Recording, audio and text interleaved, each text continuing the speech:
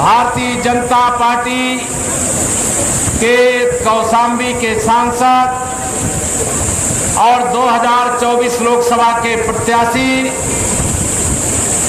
भाई विनोद सोनकर जी को आने वाली 20 मई को तीसरी बार मोदी सरकार बनाने के लिए तीसरी बार विनोद सोनकर जी को सांसद बनाने की अपील और प्रार्थना करने आप सब लोगों से आया हूं। मैं मानूं पक्का? दोनों हाथ रख बताओ, मान लो ना पक्का? मेरा कौशाम्बी से जन्म का नाता है,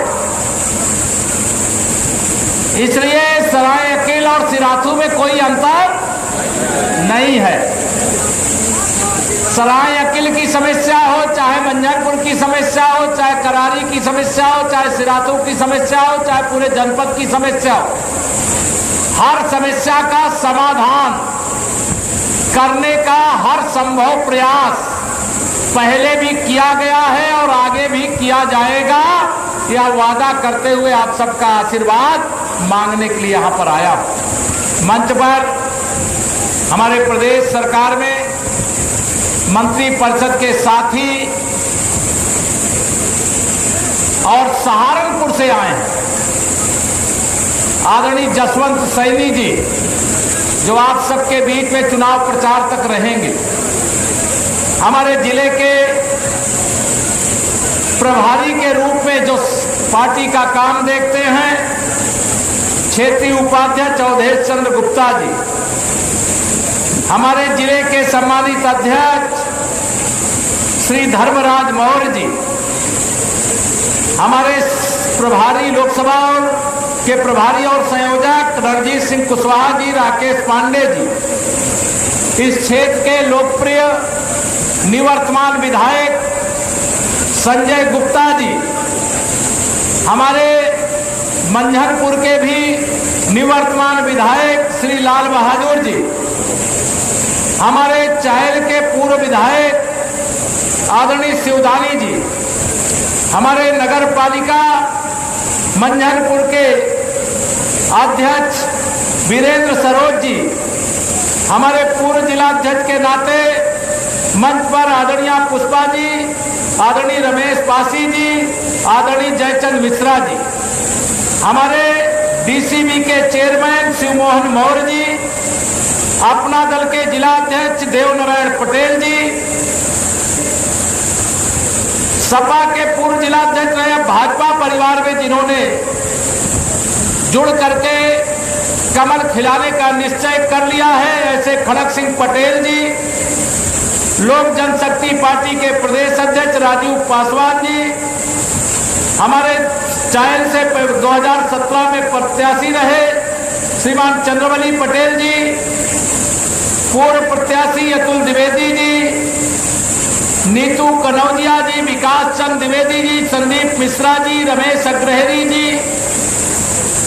जिले के महामंत्री द्वय संजय जायसवाल जी, दीपचंद दिवाकर जी, विधानसभा के संयोजक चक्रेश जी, हमारे सम्मानित सब मंडल अध्यक्षगण गुलाब सिंह पटेल जी, विवेक शुक्ल जी, कमलेश साहू जी, राममिलन चौधरी जी, राम बहादुर जायसवाल जी, जज कुमार सोनकर जी, सोनू पटेल जी, प्रतिभा कुशवाहा जी, और हमारे मुझे जानकारी मिली है कि यहाँ मंझनपुर वाले भी सब मंडल अध्यक्ष आए हैं ना। सभी मंडल अध्यक्षगण मंच पर जिनका नाम नहीं ले पाया हूँ, ऐसे सभी मंच पर विराजमान पार्टी के हमारे गठबंधन दल के वरिष्ठ नेतागण यहाँ उपस्थित इस विशाल जनसैलाब में मेरे बड़े बुजुर्गों, मेरे नौजवान दोस्तों, मेरी माताओं बहनों, पत्रकार मित्रों, 2024 का लोकसभा चुनाव ये गरीबों के समर्थन में और गुंडों के विरोध में है। इस देश में गरीबों का हित करने वाले प्रधानमंत्री माननीय नरेंद्र मोदी जी 2014 में शपथ लिए हैं। आप बताओ 2014 से 2024 के बीच में गरीबों की भलाई के लिए जितना काम हुआ है, इससे पहले हुआ था क्या? दोनों हाथ उठा बताओ, हुआ था क्या? प्रदेश में सपा रही, बसपा रही, देश में कांग्रेस रही। कांग्रेस ने देश में 60 साल शासन किया और सपा बसपा ने 15 साल शासन किया। कभी जाति के नाम पर वोट लिया, कभी व्यक्ति के नाम पर वोट लिया, लेकिन जब उत्तर प्रदेश में सपा की सरकार थी तो गुंडागर्दी चरम सीमा पर थी। जब बसपा की सरकार थी, भ्रष्टाचार चरम सीमा पर था और इन दोनों के केंद्र में कांग्रेस बैठी थी। मैं आज आप सबसे कहने आया हूं, अगर सपा की सरकार का कार्यकाल याद नहीं है तो मैं आपको याद दिलाता हूं। जब समाजवादी पार्टी की उत्तर प्रदेश में सरकार थी, बताइए गुंडागर्दी थी कि नहीं? दोनों हाथ रख बताइए, थी कि नहीं थी? मेरा नारा रहता है, मैं सपा के बारे में कहता हूं, सपा का मतलब जब सरकार थी, अखिलेश यादव जी मुख्यमंत्री थे, तो जिस गाड़ी में सपा का झंडा, उस गाड़ी में बैठा गुंडा रहता था कि नहीं रहता था? बताओ, रहता था कि नहीं रहता था? कौशाम्बी के विकास के रथ का पहिया, बताइए समाजवादी पार्टी सरकार में ठहर गया था कि नहीं ठहर गया था? मोदी जी के आने से पहले गरीबों को प्रधानमंत्री गरीब कल्याण अन्न योजना का राशन मिलता था क्या? दोनों हाथ उठा बताओ, मिलता था क्या? जब एक गरीब माँ बाप का बेटा देश का प्रधानमंत्री बना तो उसने कहा कि इस देश के अंदर गरीबी के कारण जिन परिवारों को दोनों समय का भोजन नसीब नहीं होता, एक गरीब माँ बाप का बेटा देश का प्रधानमंत्री बना है, अब किसी गरीब को भूखे पेट नहीं सोने देगा और देश में 80 करोड़ लोगों को प्रधानमंत्री गरीब कल्याण अन्न योजना का फ्री में राशन 3 साल से दे रहे हैं। 4 जून को सरकार बनते ही ये आने वाले 5 साल तक इसी प्रकार और मिलता रहेगा। अब ये विरोधी लोग कहते हैं कि हम 2024 में मोदी जी की सरकार नहीं बनने देंगे। ये रोक पाएंगे क्या? रोक पाएंगे क्या? गरीबों के निवाला को छीनने की हसरत रखने वाले सपा बसपा कांग्रेस के लोगों क्या नहीं दिया है कौशाम्बी के लोगों ने? लगातार यहां से सांसद और विधायक सपा और बसपा के रहते थे कि नहीं रहते थे? 2022 में भी थोड़ी चूक हो गई और उस चूक के कारण तीनों विधानसभा सीटें समाजवादी पार्टी के खाते में चली गई। अब सपा की साइकिल विकास कर सकती है क्या? वो जमीन पे कब्जा कर सकते हैं, थाने की दलाली कर सकते हैं, तहसील ब्लॉक की दलाली कर सकते हैं, लेकिन मोदी जी जैसा गरीब की भलाई के लिए काम नहीं कर सकते। मोदी जी ने कहा कि इस देश के अंदर जो मेरे गरीब हैं उनके साथ ये सपा बसपा कांग्रेस के लोगों ने मिलकर के बड़ा घोटाला किया। अच्छा बताओ, जब इन लोगों की सरकार थी तो सूची बनाई जा रही थी कौन गरीब आदमी है कौन अमीर आदमी। वह सूची बनाते समय जो गरीब था उसे अमीर दिखा दिया और जो अमीर था उसे गरीब दिखा दिया। बताइए किया है कि नहीं किया? मोदी जी गरीब माँ बाप का बेटा है, उन्होंने सब पता कर लिया कौन कौन अमीरों को गरीबों की सूची में शामिल किया है, उनको बाहर करेंगे और 4 जून को सरकार बनने के बाद 3 करोड़ प्रधानमंत्री आवास और देने की शुरुआत करेंगे। जिनको मिल गया उनको बधाई और जिनको बाकी बचा है वो 4 जून से उनकी शुरुआत हो जाएगी। अच्छा बताओ, मोदी जी के आने से पहले क्या सभी गरीबों के घर में बिजली लगी थी क्या? और मोदी जी के आने के बाद कोई गरीब ऐसा है क्या जिसके घर बिजली ना लगी? बताओ, लगी है कि नहीं लगी?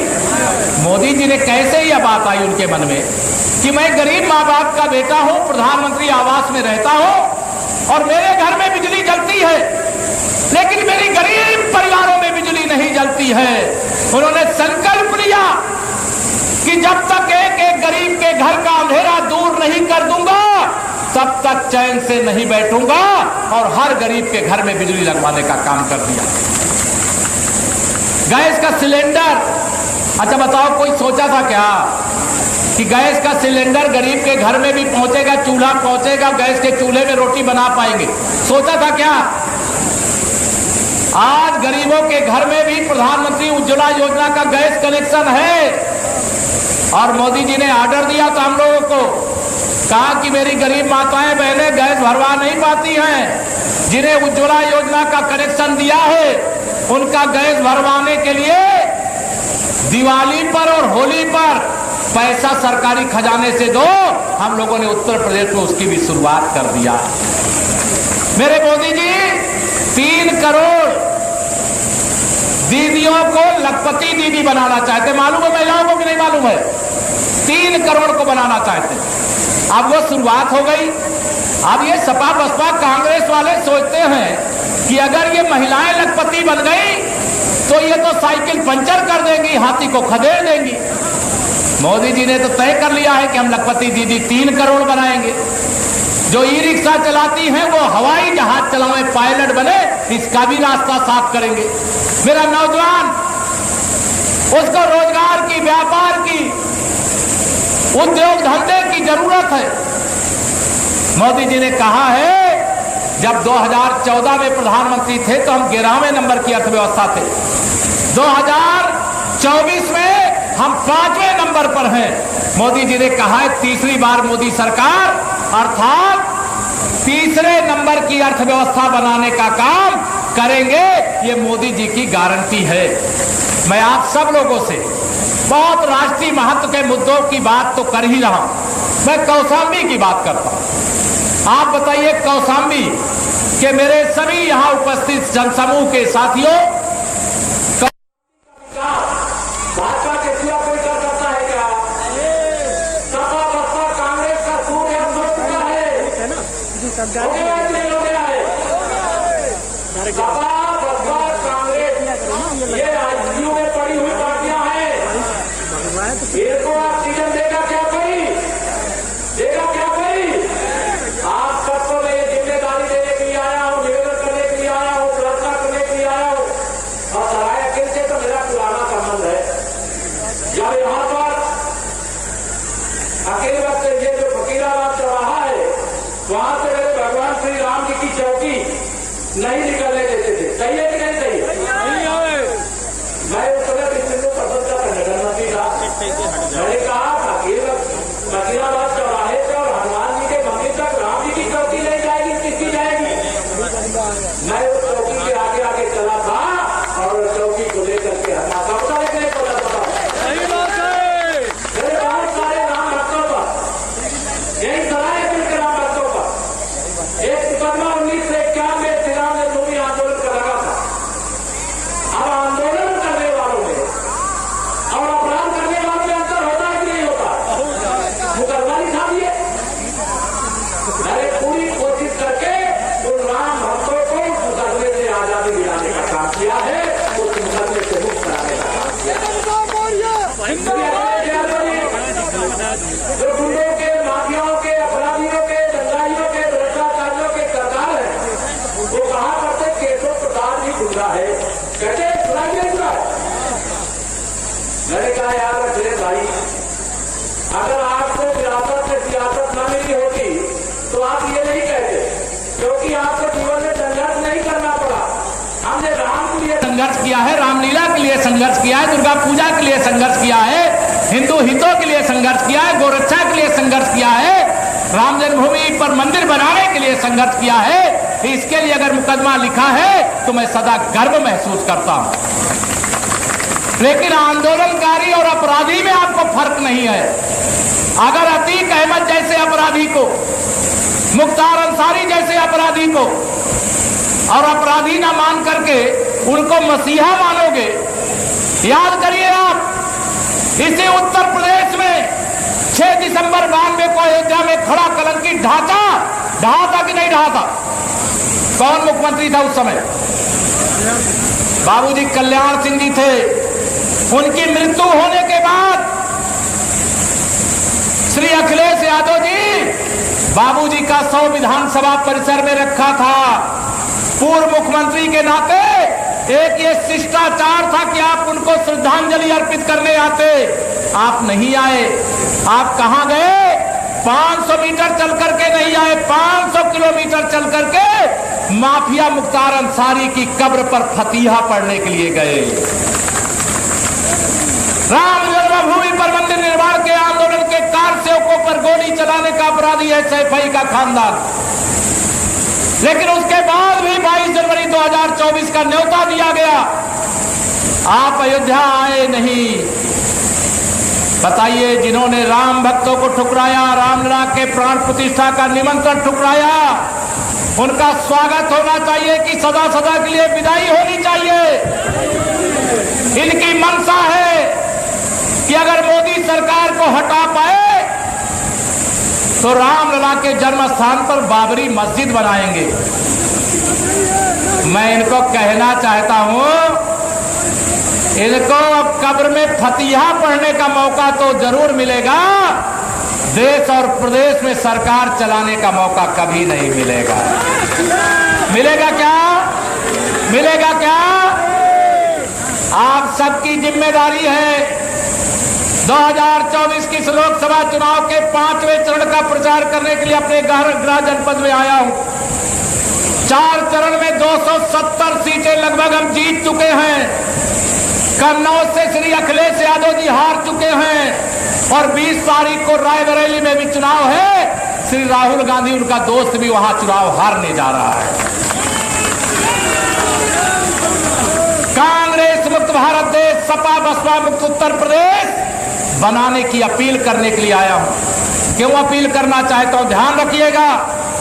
जब इस देश में कांग्रेस की सरकार थी, सपा बसपा के समर्थन से चलती थी, वो कहते थे दिल्ली से हम 1 रुपया भेजते हैं, 15 पैसा पहुंचता है।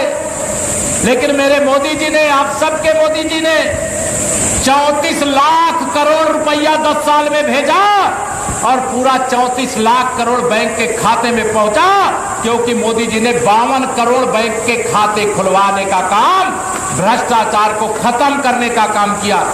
अगर इन बेईमानों की सरकार होती तो आप सबको मिलता 5 लाख करोड़ रुपया, 29 लाख करोड़ ये डकैत खा जाते, ये बेईमान खा जाते, मेरे देश के गरीबों का हक लूट करके खा जाते। मोदी जी ने कहा मैं इनका इलाज करूंगा। भ्रष्टाचार कैंसर से भी खतरनाक बीमारी है, और जब खतरनाक बीमारी का इलाज किया जाता है, दर्द होता है कि नहीं होता है? जोर से बताओ, दर्द होता है कि नहीं होता है? मोदी जी ने कहा है न खाऊंगा न खाने दूंगा, और जिसने भी खाया है पाई पाई वसूल करके गरीब की भलाई में, देश की भलाई में लगा दूंगा। बताइए, मोदी जी को ये करना चाहिए कि नहीं करना चाहिए? दोनों हाथ उठा बताओ, करना चाहिए कि नहीं करना चाहिए? अब जब वो एक इंजेक्शन लगाते हैं, अभी तो एक 20-25 लोगों को इंजेक्शन लगा, अब पहला इंजेक्शन लगा है और हजारों करोड़ बाहर आ गया है। 4 जून को 4 बजे 400 पार होने के बाद, तीसरी बार मोदी सरकार बनने के बाद इनका ढंग से इलाज किया जाएगा। मोदी जी ने कहा कि अभी 10 साल जो आपने देखा है वो टेलर है, असली पिक्चर तो 4 जून के बाद दिखाऊंगा। दिखाना चाहिए कि नहीं दिखाना चाहिए? आप बताओ सब लोग, दिखाना चाहिए कि नहीं दिखाना चाहिए? अब ये विरोधी कह रहे हैं कि मोदी जी हमें माफ कर दो, हम मोदी चालीसा पढ़ने को तैयार हैं, लेकिन हमने जो देश को लूटा है, गरीब को लूटा है, उसकी वसूली करने का जो काम आप कर रहे हो उससे माफ कर दो। मोदी जी ने कहा अगर तुम मुझे लूटे होते तो मैं माफ कर देता, तुमने मेरे देश को लूटा है, मेरे देश के गरीबों को लूटा है, और देश के गरीबों को लूटने वाले और देश को लूटने वालों को कभी माफ नहीं किया जा सकता। आज मोदी जी के पीछे ये सारे विरोधी इसलिए पड़े हैं क्योंकि इनको लगता है कि अगर मोदी जी तीसरी बार सरकार में आ गए, ये सारे भ्रष्टाचारी जेल के सीटों के पीछे होंगे। अगर मोदी जी तीसरी बार सरकार में आ गए तो गरीब आदमी अमीर होगा, जो विकासशील भारत है वो विकसित भारत होगा। जो इनका एजेंडा है कि अगर ये सत्ता में आ जाए, जब कांग्रेस की अगुवाई में सपा बसपा के समर्थन से सरकार थी, मेरे पत्रकार मित्र इसको जानते होंगे, इनकी सरकार ने कहा था देश के खजाने पर पहला हक मुसलमानों का है, और मेरे मोदी जी क्या कहते हैं कि देश के खजाने पर पहला हक गरीबों का है। वह तुष्टीकरण की राजनीति करते हैं, हम सबका साथ सबका विकास अर्थात संतुष्टीकरण की राजनीति करते हैं। हम किसी योजना में भेदभाव करते हैं क्या? सपा बसपा की सरकार में बताओ, सरायकेला वालों, कौशाम्बी वालों, कई घंटा बिजली आती थी? याद है? अब कितने घंटे आती है? सपा बसपा की सरकार में बिजली आती नहीं थी और भाजपा की सरकार में बिजली जाती नहीं है। सपा बसपा की सरकार में ट्रांसफार्मर जल जाए तो बिना रिश्वत दिए लगता था क्या? भाजपा की सरकार में ट्रांसफार्मर जल जाए तो विभाग के अधिकारी कर्मचारी स्वयं आते हैं, जला हुआ ट्रांसफार्मर उखाड़ कर ले जाते हैं और नया ट्रांसफार्मर लगा करके जाते। बताइए सही है कि नहीं सही है? सपा की सरकार में गुंडे अपराधी यही सरायकेला थाने में बैठ करके तमाम शरीफ लोगों के खिलाफ मुकदमे फर्जी लिखवाते थे। गुंडे अपराधी थाना तहसील ब्लॉक चलाते थे। आज योगी आदित्यनाथ जी के नेतृत्व में हमारी प्रदेश में सरकार जब से बनी है, बड़े बड़े गुंडे बिल में घुस गए हैं। बताइए घुस गए कि नहीं घुस गए? ये गुंडागर्दी फिर वापस आनी चाहिए क्या? मैं आप सबसे ये विनती करने के लिए आया हूं, 2024 का यह लोकसभा चुनाव 5 साल आगे बढ़ाने का नहीं है, देश को 100 साल आगे बढ़ाने का है। जम्मू कश्मीर से 370 हटी है कि नहीं हटी है? आजादी के अमृत काल तक इंतजार करना पड़ा। अगर आपने कमल का बटन ना दबाया होता तो क्या 370 हट पाती क्या? दोनों हाथ में बताओ, हट पाती क्या? अगर आपने कमल का बटन ना दबाया होता, मोदी जी को प्रधानमंत्री ना बनाया होता, तो क्या अयोध्या में रामलला का भव्य मंदिर बन पाता क्या? गरीबों को राशन मिल पाता क्या? गरीबों के घर बिजली लग पाती क्या? गांव-गांव की सड़कें बन पाती क्या? जितनी बिजली आ रही उतनी आती क्या? ये भ्रष्टाचार पर जो लगाम लगाने का काम हुआ है अभी भी बहुत बाकी है, लेकिन उसका इलाज तो मोदी ही करेंगे ना। और मोदी जी को प्रधानमंत्री बनाना चाहते हो कि नहीं बनाना चाहते हो? दोनों हाथ उठा बताओ, बनाना चाहते हो कि नहीं बनाना चाहते? तो मोदी जी को प्रधानमंत्री बनाने के लिए, मोदी जी को प्रधानमंत्री बनाने के लिए आपको सीधा मोदी जी को वोट नहीं देना। मोदी जी प्रधानमंत्री तब बनेंगे जब विनोद सोनकर जी कौशाम्बी से सांसद बनेंगे। आप सबसे सरायकेला की धरती से ये अपील करता हूं, होती है 10 साल हो गया सांसद रहते हुए, बहुत सारी भूल चूक होती होगी, और उन्होंने जब सार्वजनिक रूप से कहा कोई गलती हो माफ कर दीजिएगा, तो हम सब उदारता के साथ हाँ माफ करने का भी काम करते हैं ना। कोई भी गलती होगा जाइए सब कुछ भूल, याद रखिएगा नरेंद्र मोदी और कमल का फूल। इसलिए मोदी जी को प्रधानमंत्री बनाने के लिए विनोद सोनकर जी को सांसद बनाना है, और विनोद जी को सांसद बनाने का इस बार रिकॉर्ड बनाना है। तैयार हो? तैयार हो? रिकॉर्ड क्या बनाना है इस बार? इस बार रिकॉर्ड 400 पार का तो देश में बनाना है, लेकिन कौशाम्बी का ऐसा रिकॉर्ड बनाना है, इतने बड़े अंतर से जिताना है कि सपा की साइकिल पंचर नहीं करना है, उसके पुर्जे पुर्जे खोल करके बढ़िया पैक वैक करके यहां से पार्सल कर दीजिए अखिलेश यादव जी को और एक इंद्रजीत सरोज जी को। कर दोगे? कर दोगे? ये आपको जिम्मेदारी दे करके जा रहा हूं। मोदी जी ने कहा है सरायकेला में जाइएगा, मेरा सबको प्रणाम और जय श्री राम कह दीजिएगा। सबको प्रणाम, जय श्री राम। और उन्होंने एक बात और कही है, एक बात और कही, बता दो जो बताया है करोगे। मोदी जी ने कहा है कि आपने 300 से ज्यादा कमल खिलाए और मुझे प्रधानमंत्री बनाया। कब 300 से ज्यादा कमल खिले? जब सपा बसपा का गठबंधन था तब खिला। और प्रधानमंत्री बनाया तो 370 हटा दिया। अब आपके परिश्रम की पराकाष्ठा की जरूरत है। 5 दिन का जो समय बचा है ये पूरी तरह से राष्ट्र के लिए समर्पित कर दो, पार्टी के लिए समर्पित कर दो। हम जिस पार्टी के कार्यकर्ता हैं उसमें पहले देश, फिर दल, फिर व्यक्ति होता है। आप सबको मोदी जी ने कहा है कि मेरे कार्यकर्ताओं से, मेरी माताओं बहनों से, मेरे बड़े बुजुर्गों से हाथ जोड़ करके अपील कर दीजिएगा।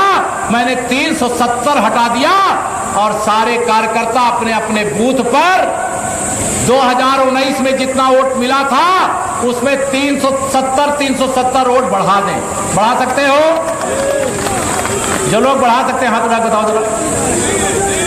इधर वाले नहीं बढ़ा सकते क्या? 370 वोट हर बूथ पर जितना 19 में मिला उसमें बढ़ाना है। समझ गए ना मेरी बात? अब मैं विश्वास के साथ कह सकता हूं फिर सपा बसपा कांग्रेस आईसीयू से कभी बाहर नहीं निकलेगी। मोदी जी सदा के लिए इस प्रकार की समस्याओं का समाधान कर देंगे। हमारा संकल्प विकसित भारत है।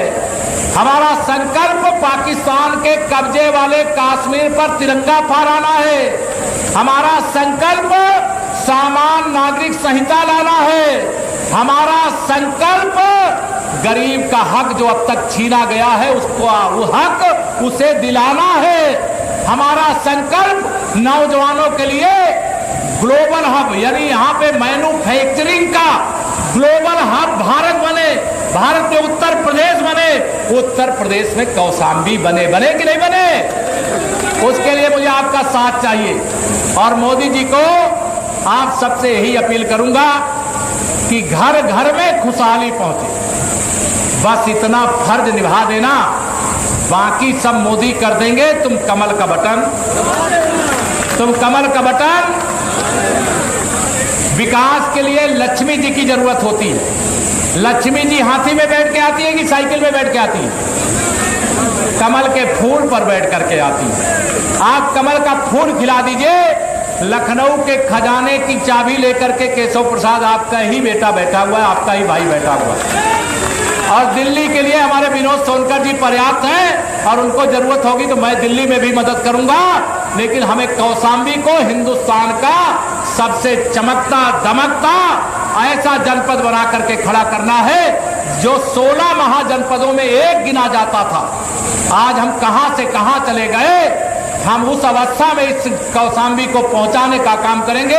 आपको भरोसा दिलाते, विश्वास दिलाते, मोदी जी पर भरोसा करिए, मोदी जी की गारंटी पर भरोसा करिए।